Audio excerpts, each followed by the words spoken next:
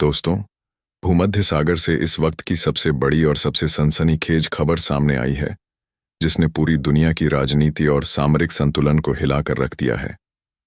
भारत और तुर्की के बीच जो टकराव लंबे समय से चल रहा था, वह आखिरकार फट पड़ा है, और जिस बात का डर था, वही अब सच हो चुकी है। तुर्की ने भारत को चुनौती दी। भारत ने बार बार धैर्य दिखाया, लेकिन जब हद पार हो गई, तो भारत ने ऐसा जवाब दिया जिसने न केवल तुर्की को हिलाकर रख दिया, बल्कि पूरी दुनिया के सुपर पावर्स को भी हैरान कर दिया। भूमध्य सागर की लहरों पर अब सिर्फ एक नाम गूंज रहा है, भारत। कहानी की शुरुआत होती है तुर्की की उस हरकत से, जिसमें उसने भारतीय युद्धपोत त्रिकंद को घेरने की कोशिश की। रात में तुर्की के 4 युद्धपोत भारतीय युद्धपोत को घेरते हैं, और खुलेआम धमकी दी जाती है कि अगर भारत पीछे नहीं हटा तो परिणाम भुगतने होंगे।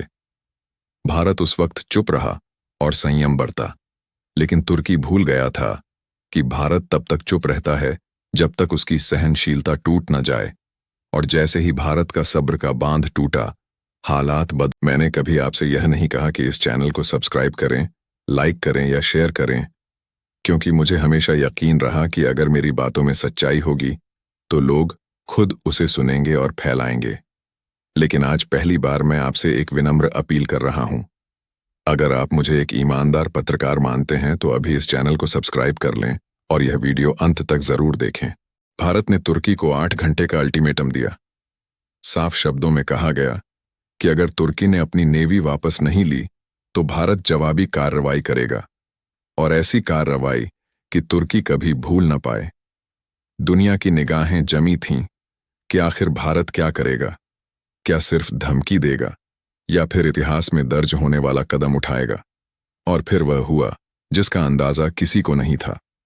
भारत ने तुर्की के सबसे बड़े ऊर्जा सेक्टर को निशाना बनाया। तुर्की, जो भूमध्य सागर में अपनी ऊर्जा आपूर्ति के लिए जिस विशाल गैस पाइपलाइन पर निर्भर था, भारत ने उसी पर एक के बाद एक कई मिसाइलें दागीं।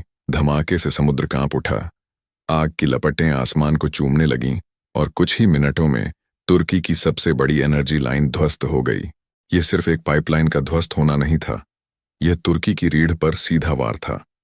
युद्ध में सबसे बड़ा हथियार होता है दुश्मन की ऊर्जा सप्लाई काट देना।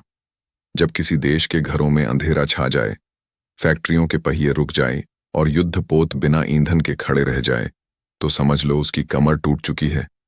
यही भारत ने किया। तुर्की के माथे पर अब सिर्फ डर की लकीरें हैं।